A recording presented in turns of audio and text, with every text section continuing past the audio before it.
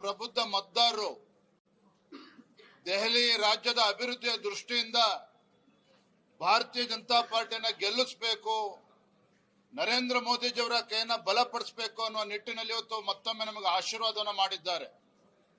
ಇದರ ಜೊತೆಗೆ ಯಾವ ಆಮ್ ಆದ್ಮಿ ಪಕ್ಷ ಭ್ರಷ್ಟಾಚಾರದ ವಿರುದ್ಧ ಆಂದೋಲನವನ್ನು ಮಾಡಿ ದೆಹಲಿ ರಾಜ್ಯದಲ್ಲಿ ಅಧಿಕಾರಕ್ಕೆ ಬಂದಿತ್ತು, ಅದರ ಆಮ್ ಆದ್ಮಿ ಪಾರ್ಟಿಯ ಅರವಿಂದ್ ಕೇಜ್ರಿವಾಲ್ ಮುಖವಾಡ ಇವತ್ತು ಕಳಚಿ ಬಿದ್ದಿದೆ. ಸ್ವತಃ ಕೇಜ್ರಿವಾಲ್ ಅವರು ಕೂಡ ಹಿನ್ನಡೆಯನ್ನು ಅನುಭವಿಸ್ತಾ ಇದ್ದಾರೆ. ದೆಹಲಿ ರಾಜ್ಯದ ಮುಖ್ಯಮಂತ್ರಿಗಳು ಅತೀಶ್ ಅವರು ಕೂಡ ಇನ್ನೇನು ಸೋತಾಗಿದೆ.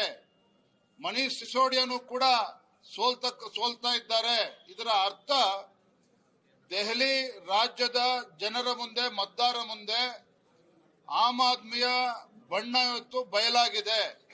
ಇವರ ಬಣ್ಣ ಬಯಲಾಗಿದೆ. ಇವತ್ತು ಯಾವ ಕೇಜ್ರಿವಾಲ್ ಅವರು ಸ್ವತಃ Aam Aadmi party liquor gate scandal ಅಲ್ಲಿ ಸಿಗಾಕೊಂಡು ಮಂತ್ರಿಗಳು ಜೈಲಿಗೆ ಹೋದ್ರು, ಸ್ವತಃ ಅರವಿಂದ್ ಕೇಜ್ರಿವಾಲ್ ಅವರು ಜೈಲಿಗೆ ಹೋದ್ರು, ಸಚಿವರು ಜೈಲಿಗೆ ಹೋದ್ರು.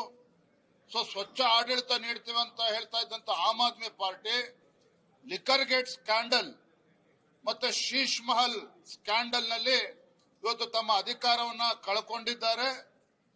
ಮತ್ತೊಮ್ಮೆ ದೆಹಲಿಯ ಪ್ರಬುದ್ಧ ಮತದಾರರು ಭಾರತೀಯ ಜನತಾ ಪಾರ್ಟಿಗೆ ಆಶೀರ್ವಾದ ಮಾಡಿದ್ದಾರೆ. ನರೇಂದ್ರ